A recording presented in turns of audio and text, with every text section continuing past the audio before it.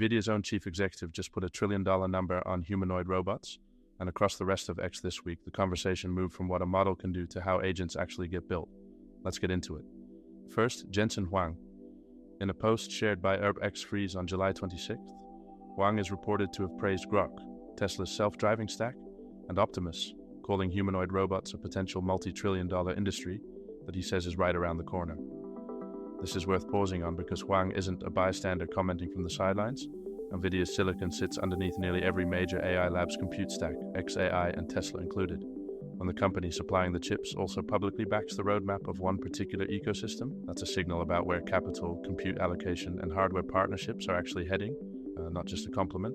For builders and enterprises in Europe, this is a useful reminder rather than a reason to chase Musk's stack specifically.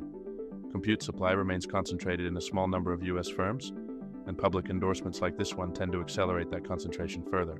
The practical takeaway is not to bet your product roadmap on any single ecosystem's momentum.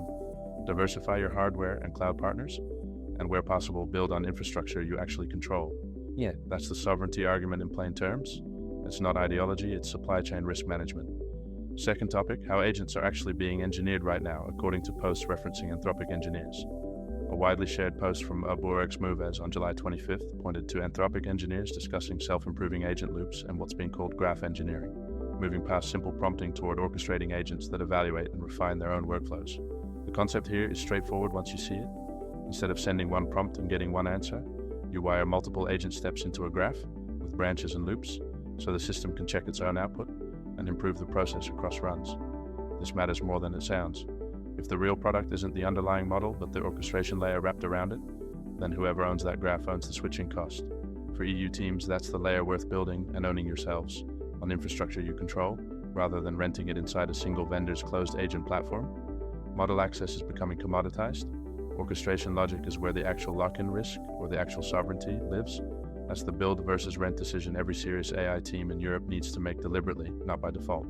Third, and this is the one with the numbers behind it, a lecture that pulled roughly 2.58 million views and 19.8 thousand likes, shared by Santiago Mopers on July 25th. It's a 2-hour-plus piece of content covering Stanford-style material on how large language models actually work internally, alongside Hinton-style warnings framed around agents and automation rather than basic prompting. The scale of engagement on a single piece of long-form technical content tells you something concrete about where builder attention is going. People aren't looking for another list of prompt templates. They're looking for depth, how models actually behave internally, what the alignment trade-offs are, and how to automate genuinely multi-step tasks with systems like Claude. For any EU engineering team, this is a useful gut check.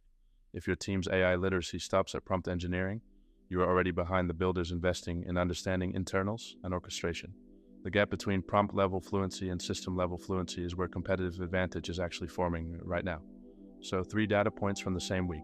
Nvidia's CEO backing one ecosystem's $1 trillion robotics bet, Anthropic engineers moving past prompting into self-improving agent graphs, and millions of views going to a single lecture on LLM internals rather than shortcuts. Put together, the pattern is clear. The surface layer of AI, the prompt, is no longer where the value or the risk sits. It's shifted underneath into compute concentration, orchestration ownership, and technical depth.